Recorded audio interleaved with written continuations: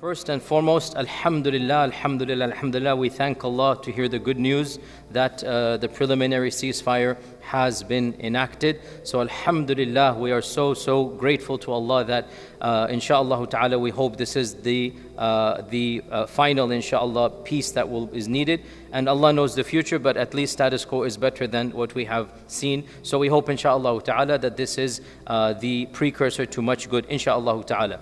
And because it was going to be the 2-year anniversary today anyway, I thought that it would be appropriate about a topic related to a figure, a very seminal figure with the history of Palestine, and in particular, one of the advocates of a free Palestine, and one of the people who saw the changes that happened 100 years ago, and that is none other than Al-Hajj Amin al-Husayni, the last Grand Mufti of Masjid al-Aqsa and of Jerusalem. He was a person who lived through the very troubling times of the rise of European Zionism and of the establishment of the apartheid state of Israel. And he was imprisoned and he was sent into exile. Unfortunately, the Zionist lobby has lied about him in a very evil manner.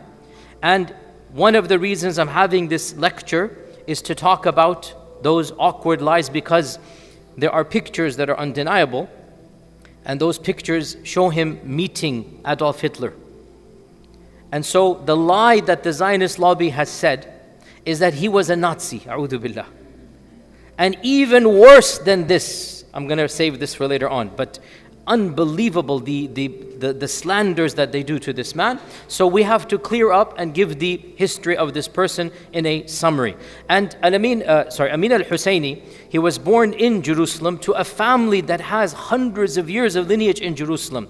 And al-Husayni means he is from Al-Husayn radiallahu anh. He is a Sayyid. His lineage goes back to the Prophet sallallahu alaihi wasallam. And his family was known for scholarship, for ulama, for being of the nobility of the city. His father was the Mufti in the 1900s, in the late 1800s, sorry. And he passed away in 1908. So until he passed away, his father was the Mufti. So he is coming from a lineage of scholars, of ulama. And he was born in the year 1895. And he grew up in a very educated environment because his family is so well connected, because his family is nobility. He went through multiple different schools, the French school, the European school, the British school, and the madrasa. He went through different phases so that he gets a very broad exposure. He memorized the Quran in Al-Aqsa, and when he was a young teenager, I think 16, 17 years old, his father says, now you have to go to Egypt and study at Al-Azhar. So he was sent as a young teenager, he was sent all alone to go study in Al-Azhar and also in University of Cairo.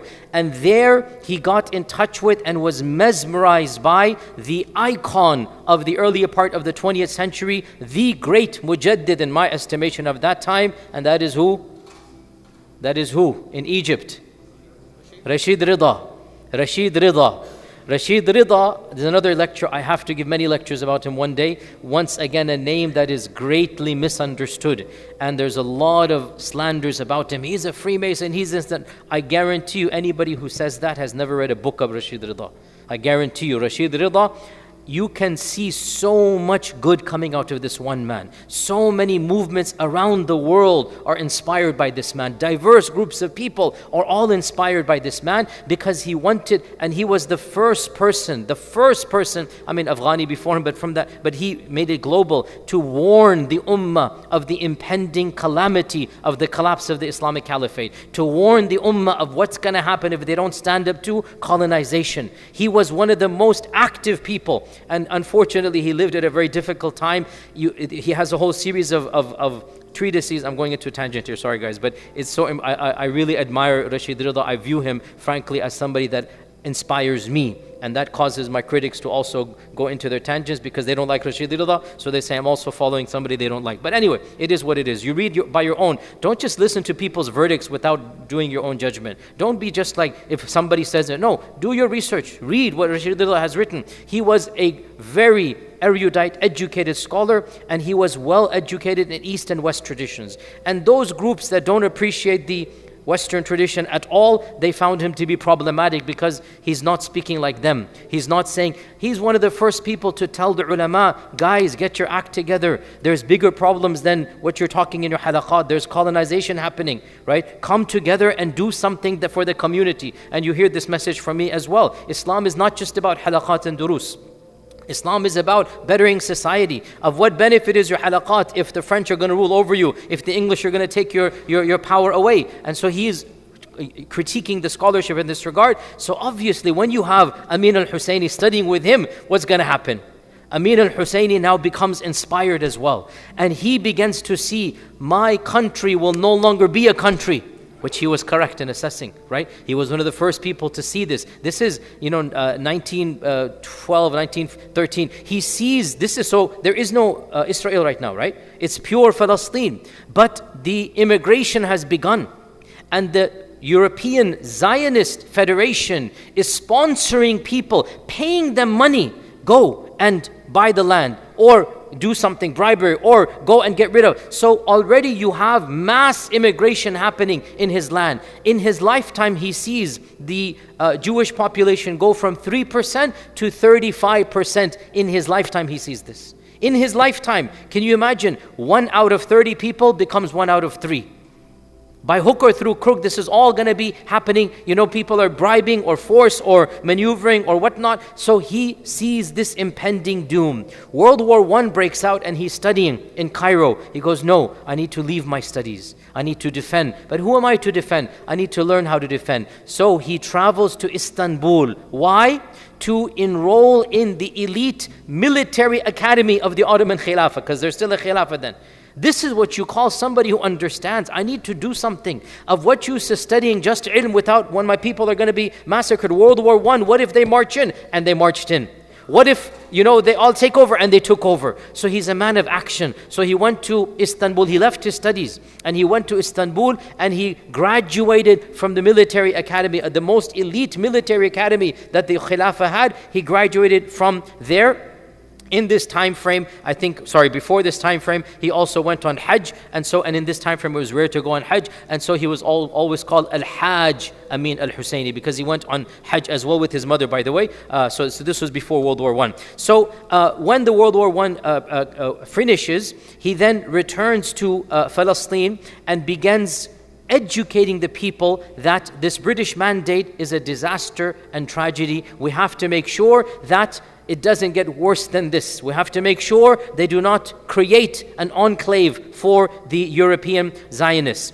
And in this time frame as well, his father already passed away. He had another relative that became the Mufti, and that he also passed away. And so he was then chosen to become the Mufti in 1921. He becomes the Mufti of Quds and Masjid al-Aqsa.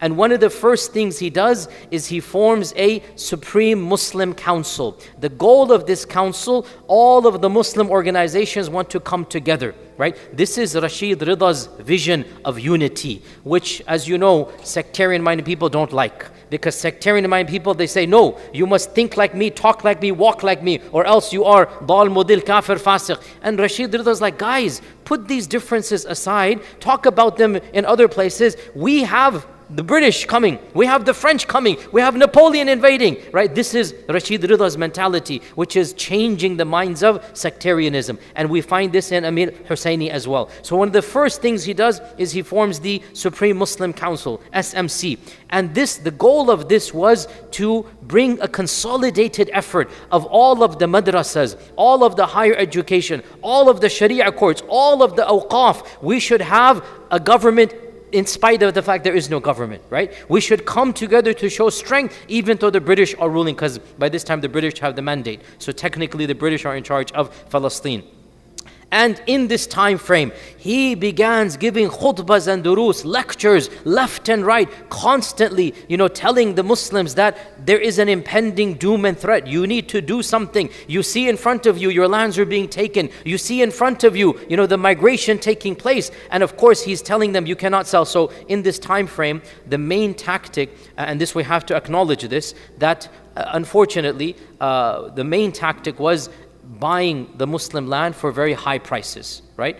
And these are Muslim farmers, peasants. If you're offered 10 times the price, because who's financing it? The Zionist Federation of Europe, right? Who's financing it? The money is coming from France, from Switzerland, from England. And of course, you have, we don't blame them, even though we do, but you get my point here. I don't blame it individually. But I mean, what do you want? A land might be worth, let's just say, 10,000. You're being offered 150,000.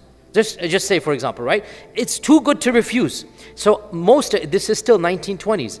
And by the 1940s, they don't care about money. They're going to be using violence, right? But in the beginning, it was just surplus money. So Al-Amin al-Husayni is telling them, fear Allah. It is haram to sell to people that you know are going to be taking over. So he's one of the people that is warning of the impending doom. And in the process, so at this time, the British are controlling, and already a number of riots have happened, multiple riots. The British were very flustered. They didn't know what to do because they're the ones telling the European Zionists to come in. But then, as I said, in one generation, in 20 years, from 1 out of 30 to 1 out of 3, imagine the culture shock, imagine the arrogance, so already you have the beginnings of the clashes under the British. One of the reasons why the British threw in the towel and said, Khalas, United Nations, you take it, is because they didn't know how to solve the problem they created. They still don't know how to solve the problem they created. So Husayni, our guy, Al-Hajj Al-Husayni,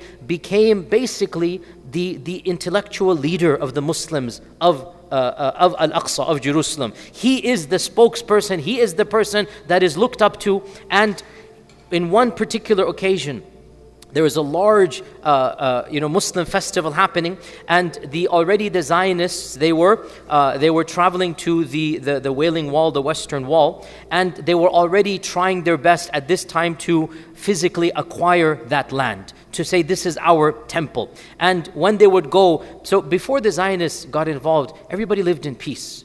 There was no problem with Jews coming and worshiping. And Al-Hajj Amin himself studied with Jewish teachers as a child. There's no question he's not an anti-Semite.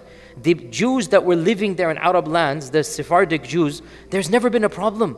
They lived peacefully. The problem was the Europeans that came and thought that the whole land is ours. We don't want to live in peace with you. So when this group came, they began, being accosting, just being vicious, a mob mentality, and they would go to the Wailing Wall like they do now. And now, of course, they own it or they control it. They would go there in large groups and pretend as if it is theirs. Just be arrogant, push, shove, whatnot. So in one occasion, Al-Hajj Amin, there was a large festival, there was hundreds of thousands of Muslims, and he gave a very, very passionate lecture that you need to defend this particular space. This is Masjid al-Aqsa. You cannot let anything happen here. And it so happened within a few hours or maybe the next day, there was a massive, mob melee between the Muslims, between the Arabs and the Zionists, right? At the same place that he gave the lecture, not at the same time, but a little bit after, maybe the day after, I don't remember exactly when. But basically, the authorities said, you're the one who caused the riot.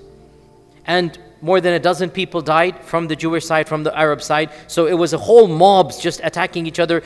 Many dozens were wounded, and around a dozen or so people were killed between the mob mentality. And so the British said, you're the one fomenting this hatred, this violence. And there was a petition to arrest him, but because he was so popular, because he was so famous, whatnot, they thought if we arrest him, it might actually, backlash. And so they decided to not arrest him. But multiple times, the same types of notions happen, and he's rising up in responsibility, in concern, and of course in rhetoric, because the situation is getting worse in this regard. And a time comes when the British basically have no option in their minds, obviously, than to say he must be arrested because he's riling up, agitating. By the way, again, look at the sheer double standards, right? The one who is defending his land is called the terrorist, and the people you're bringing in for free, and the people that have no right to be there, they're the ones that are given the free pass. And by the way, I've gone over this, and you should study this. In this time frame, no Muslim terrorist group existed.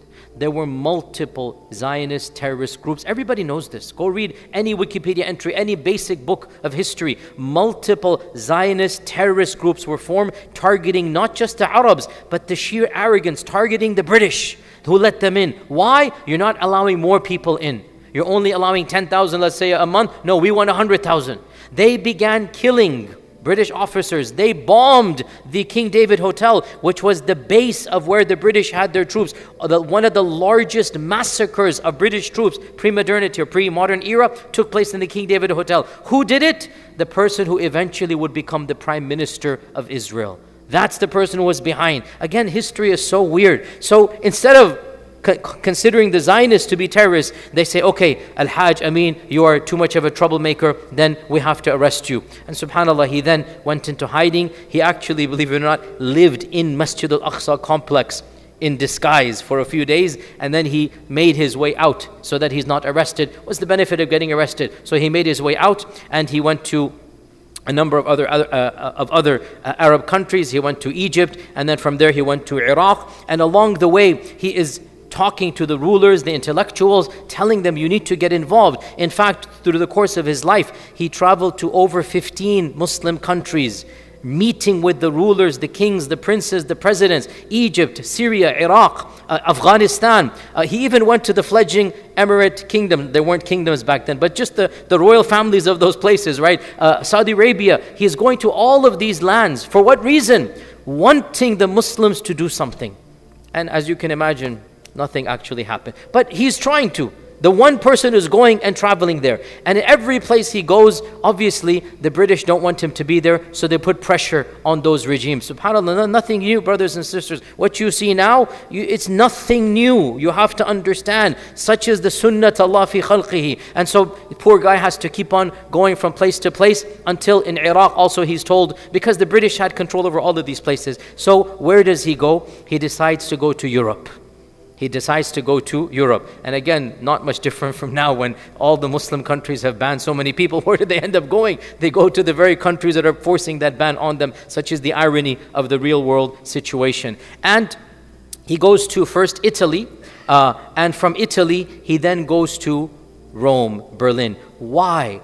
Because this is still the beginnings of World War II. And on the one hand, you have the British, who are directly aiding and abetting who? The Zionists.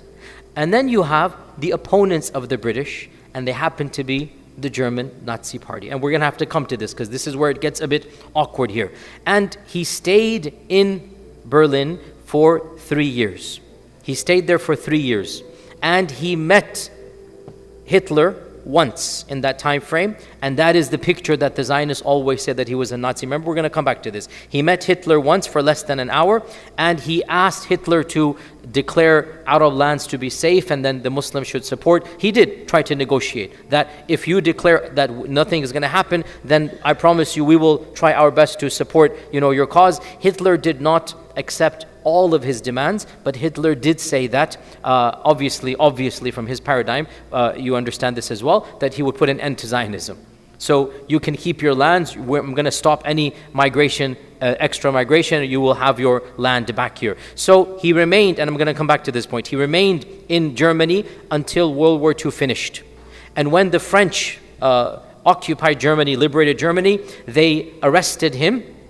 And then eventually they let him go because, and this is an important point here, he didn't do anything with the Nazi Party for him to be tried with anything, right? Again, he's just living there. We're going to come back to this point. So he then attempted to go to different countries, and as you're aware, obviously he would be given pressure to leave until finally he spent most of his time in Cairo in the 50s and the early 60s, between Cairo and Lebanon. And for that entire time frame, he never stopped attempting to bring political rights and stability to his people in Al-Aqsa, in Jerusalem, in Palestine. But unfortunately, this is a deeper topic, in the 50s and 60s. So guys, this is a very deep topic, and please understand this. And I'm just telling you how it was. The Islamic spirit about Al-Aqsa got lower and lower. And the secular nationalist spirit got higher. So, Amin al-Husayni represents Islamic revivalism. And for many reasons, the 40s and 50s saw a decline of religiosity and a decline of Islamic revivalism across the Muslim world. And anybody who is above the age of 50, 60, you are aware of this from your own family and your stories that you've heard all across the Muslim world, right? So his version of revivalism wasn't popular because he remained firm as a Muslim, as an Islamic intellectual. And which version became the popular one? Secular pro-Palestinian movements, such as especially the PLO. The PLO, and again, I don't want to get involved between the Palestinians and whatnot, I'm not a Palestinian, but I'm just being academic and factual. The PLO is coming more from a nationalist perspective. And Islam is very much in the background. It's not in the forefront, right?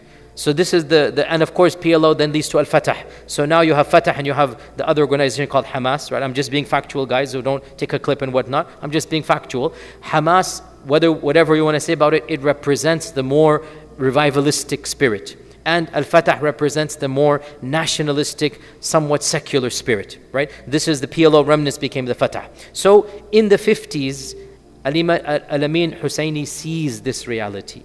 What reality? Islamic revivalism on the decline. And it is sad to say that Arab leaders did not give him much respect after this. Not just the Arab leaders, but even amongst the masses. It was PLO, and if you do your history, there were at least 6 or 7 Palestinian organizations that are called terrorist organizations, that attempted to do attacks and whatnot at this time frame, because they felt this is Marxist. You had guerrilla Marxist type of, warfare going on, because they were inspired by South American movements, they were inspired by African movements. Again, this is the time frame in the 60s and 70s. You have people like Che Guevara, and then who else? The other guy. Fidel Castro, sorry, that was something Fidel Castro, right? You have these people that actually did something, right? Fidel Castro seems to have won in his land of Cuba. So Fidel Castro, Che Guevara, they actually inspired movements around the world, Muslim and non-Muslim. Muslim technically. And so of those movements were movements that are Palestinian but nationalist, right? And so they have Marxist ideology. Some of them were atheist, many were Christian, so you have, religion is not something that is important, right? This is, and for the record, this only began to rise up in the late 80s. The late 80s, right? And the 90s, alhamdulillah, that you have an Islamic revivalist movement around the whole world here. So our person, Al-Hajj Amin, unfortunately, his influence dwindled, not because he changed his tone, but because the world wasn't ready for him. And he passed away in the late 70s, early 70s. He passed away and he was buried in Lebanon. His family attempted that he be buried in Masjid al-Aqsa. They requested and petitioned, but Israel denied him that privilege. He never returned to Israel since the British attempted to arrest him. His whole life was in exile. He passed away in 1974. 1970, which is relatively recent, not that long ago. He passed away in 1974. But there's a lot of other information. I'm just going over what he did in the 50s and 60s. He formed organizations. He traveled the Muslim world. He attempted to bring about the beginnings of the OIC. The OIC, he was the one he actually attempted to bring something before that. It all fizzled out. He wasn't able to do much, but his legacy lives on. Now, I want to get back to the controversial issue, because this, to me, it is imperative that we talk about this factually. The accusation that is made against him is that, number one, he was a Nazi, and number two, the most preposterous, and wallahi, it is downright evil what these liars, and they are liars, from the revisionist Zionist camp attempt to do. Because before I tell you the lie, understand, what do they want to do? They want to demonize Palestinians. They want to make them subhuman. They want people to lose all sympathy for Palestinians. How do they do this? By inventing lies, by portraying them as terrorists, So one of the lies that unfortunately has gained currency even amongst some people that are supposed to be academically inclined, is the lie that Amin al-Husayni was the one who told Hitler to engage in the Holocaust. And you will find this online. You will find this amongst many academics as well, some pseudo-academics. Excuse me. You will find this amongst some pseudo-academics. However, there is not a shred of evidence that he actually did anything like this. And I'm going to come back to this point. So the lie is he was a senior member of the Nazi party. The lie is he was of the entourage of Hitler. And then the worst lie, the Palestinians caused the Holocaust. Wallahi, how nefarious. They're guilty. The Europeans are guilty. That race is guilty. And who do they accuse? Oh, it's the Palestinians who caused the Holocaust. You understand now why it's important to talk about this person? Because the justification, by the way, even if one person did this evil, that does not give you the right to do evil against everybody of the same skin color and ethnicity. That's the essence of bigotry and racism. Even if, but that is the notion that is being said here. So let us debunk this and let us clarify what was he doing in Nazi Germany, because he was there for 3 years. So as for the claim that he was a member of the Zionist party or of the core of Hitler's entourage, there is no evidence whatsoever that he ever signed up to be a Nazi. There's no evidence whatsoever that he was close to Hitler. How could he be close when he met him once in 3.5 years for less than an hour? And he met him for what reason? To try to secure Arab freedom. So there is no evidence whatsoever. It is a blatant, lie. And then as for the claim that he helped orchestrate the Holocaust, once again, every serious neutral academic acknowledges there is not even a whiff of evidence for this. Absolutely nothing. It's a blatant lie that they want to just smear the Palestinians with. There is no, and again, we now know, everybody now knows the whole story of how it came about and who was in charge, and was it Speer and Goerings and all of these guys? We all know them. They are. Nobody ever mentions that, Amin Hussein was a part of our secret meetings. He's just a foreigner living in Berlin. However, one thing that, yes, and this is where it comes a bit more awkward, he started being the Arab broadcaster for the German news agency. Because every country, even Voice of America, it has, I don't know, did Trump take the funding away? I don't know, but when I was growing up and throughout the 90s, Voice of America would be across the globe in 20 different languages, right? Every government has a branch that gives news according to its perspective. So because he's a senior Arab, fluent Arab, he did the job. He took the job of being the Arab broadcaster for the German radio. And obviously the German radio is under the Nazi party at that time. Okay, so that was his job, where he got money from for 3 years, that he's just reading the Arab news, the news in the Arabic language, right? That's what he did there. Now, some points to keep in mind. And I will be very honest here, because we don't have to defend every single decision he made, but we try our best to be fair. Point number one, he was in exile. Why did he end up in Germany? Because the British wanted to arrest him. Because every other country was forced to let him go. So let's be fair here. The one country that gave him an opportunity to come was Germany. What did you expect him to do? You're the ones calling him a terrorist when you're the ones creating the real terrorists over there. You're the ones calling a genuine freedom fighter, and without a doubt, according to any definition, he is a freedom fighter. Without a doubt, according to any definition, he wants liberty for his people. You're the ones who made life haram for him, so he had to go where he had to go. So the one place that welcomed him was Germany. So he went to Germany because that's where he was given the right to be in exile. Number two, there is no defense of Hitler. I've said this multiple times. Hitler was a very bad person, a very evil person, and I've said this multiple times. Muslims, we have to be careful. We study history. When Hitler was doing what he was doing, multiple Muslim countries protected the Jewish people of that time frame, because it was very, very unethical and wrong. The Grand Mosque of Paris, its whole basement became a safe refuge for Jewish people. The Grand Mosque of Paris. In Bosnia, which had some Jewish people, the Muslim ruler said, no way. In other regions that had some ties with Germany, Tunisia, other places, we're not going to hand our Jewish people to you just so that you can kill them. This is dhulm. Families come and you're going to kill them. So we have to be careful here that whatever the Zionist entity does, we don't back project our anger to try to defend a person that is indefensible. So Hitler was evil, no question about that. But what I'm about to say is not a defense. In 1930 and 1940, people weren't aware of how evil he was.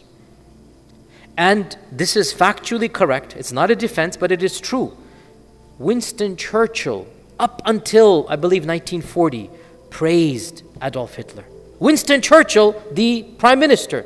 And he said, I met him, he's not that bad of a man as people say. I think he's a man who can honor his word. Like, he had some praise for him up until 1940. Here in our country, Joseph Kennedy, the father of John F. Kennedy, because JFK's family is the royal family of America, his father was one of the most powerful senators, and he was also the ambassador to England, John F. Kennedy's father. John F. Kennedy's father, Joseph Kennedy, praises Hitler up until, I think, 1940-41 as well. Like, I think he's a man who's going to bring, I don't know the exact quote, but he didn't call him a demon. So I'm saying to the people that criticize Amin Husayni, if your own politicians couldn't see through Hitler, and they are politicians, you expect a person who's just a political activist, an Ammi, a sheikh, you expect him to know this reality? This is a double standard here. So my point is, we don't know what Hajj Amin knew about Hitler. The claim that is given is that nobody knew the Holocaust was happening or how bad it was until the World War II was over. That's the claim they themselves say to exonerate themselves. Americans say this about themselves. Europeans say, British say, we didn't know how bad it was. Okay, your intelligence and your aerial didn't know, and you expect Amin Husayni to know? An average person. So a double standard is given here. We don't know how much he knew. This is the second point. And then the third point, there's no exoneration, but when you are forced into a corner, and when there is a war going on, and one side is massacring your people, and the other side says, we will protect your people, what choice did you want him to have? And honestly, it's a very difficult point. What choice did you want him to have when he is given the promise by Hitler himself that if Germany wins, then we will stop the Zionist project? Now, obviously, Amin Hussein did not know Hitler's doing more than just stopping the Zionist project. Hitler is exterminating the Jewish people of Germany. We don't know how much Amin knew or not. But what we know for certain, because that was a public meeting, the records are there, is that Hitler said to Amin Husseini that your people, if we win, you give us your verbal support. If we win, we promise we were not going to allow this immigration to continue, and you will have your land free and independent. So what did you want him to do? And you think this is unique to him? Nelson Mandela, there's an amazing interview, go watch it. Nelson Mandela, after all was said and done, and he visited America.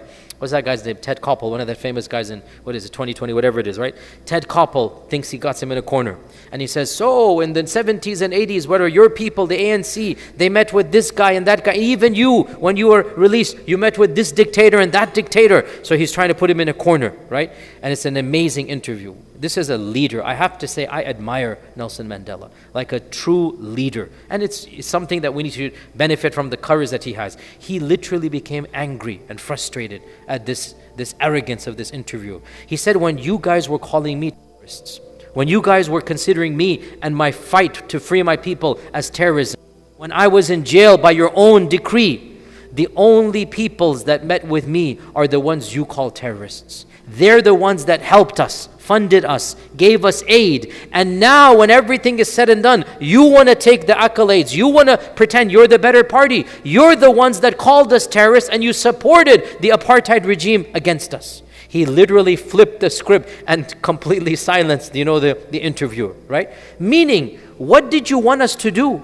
We were fighting for our freedoms, and instead of helping us, you jailed us, you tortured us, you considered us to be criminals. Now that it's all said and done, you think you're all clean and holy. No, you have no right to now come back and say, I met with so-and-so and so-and-so. Because those people were the only ones that were helping us to fight for freedom for our people. He literally did not mince his words and flip the script here. If this is Nelson Mandela, why should Amin al-Husayni be treated differently? You're the ones who called him, fighting for his people, a terrorist. You're the ones who supported the terrorists against him. You're the ones who wanted to imprison him. So the one place, the one superpower that gave him help, what did you want him to do? And again, hindsight's 2020. Without a doubt that Hitler was not a good person. And, it's in hindsight, we know that nobody should form alliances with him. But again, it's 1940. We don't know the future in this regard. So to conclude, we'll say that Al-Hajj Amin al-Husayni was without a doubt the primary figurehead, the spearhead of Islamic revival to free Masjid al-Aqsa from 1920 up until his death in 1974. Unfortunately, it was Allah's qadar that towards the end of his life, he really was not given the respect that he deserved. His lectures, his influence became much less, not because he changed his stances, but because it wasn't popular at that time to be an Islamic revivalist talking about Masjid al-Aqsa and whatnot. Yet his legacy remains, and he should be somebody that we look up to and respect and we make dua for. And without a doubt, he is free of the accusations that his enemies make. He was never a supporter of Nazi ideology. This is a lie. He was never a member of the party. This is a lie. And without a doubt, the biggest lie is that the Holocaust comes from them. This is a complete and blatant lie. If he made a judgment error, it is a judgment error that we understand even if we don't condone. We understand given the context and we excuse for that. And I am certain if he understood the reality, and obviously hindsight is 2020, he would never have sided or at least been even partially in support of a person as evil as Hitler. But the lies that are said are worse in this regard. And with this we make dua for him and for all our brothers and sisters over there, and may Allah subhanahu wa ta'ala bless all of us to be able to contribute to the revival of the ummah. Wassalamu alaikum wa rahmatullahi wa barakatuh.